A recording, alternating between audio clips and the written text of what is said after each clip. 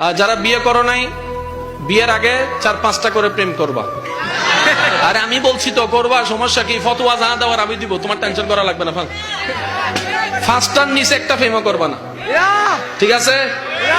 এবার বিয়ে করতে কি ফ্রেশ চাও না আনফ্রেশ?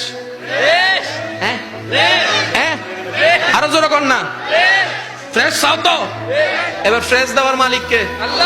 একজনে বিয়ের আগে 10টা প্রেম করছে। আমি কই কারে বিয়ে করবি? কই একটারও করতাম না। তো বিয়ে করবি কারে? কই 100টা খুঁজা ফ্রেশ দেখে একটা বিয়ে করবো। সে 1000টা খুঁজা একটা বিয়ে করছে, 6 মাস পরে খবর পাই তার বউয়ে 20টা।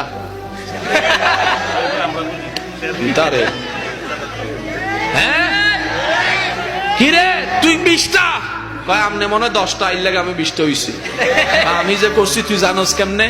কয় আপনার আল্লাহ তো বলেছেন পবিত্রের জন্য রাখা হয়েছে পবিত্রকে, অপবিত্রের জন্য রাখা হয়েছে অপবিত্রকে। নিশ্চয় আপনি অপবিত্র, তাই পাইছেন অপবিত্র। এবার সে যায় নামাজে কয় আল্লাহ তোমার কাছে চাইলাম, এটা কি দিলা, এটা কি দিলা? আল্লাহ কয় আমি কিটা করছি? তুই কি কোরআনে আমার হুকুম শুনস নাই? আল্লাহ কি হুকুম বলে? যে আমি বলেছি পবিত্রের জন্য পবিত্র, অপবিত্রের জন্য অপবিত্র। এখন থেকে ফ্রেশ চাও না আনফ্রেশ? পবিত্র চাও না অপবিত্র?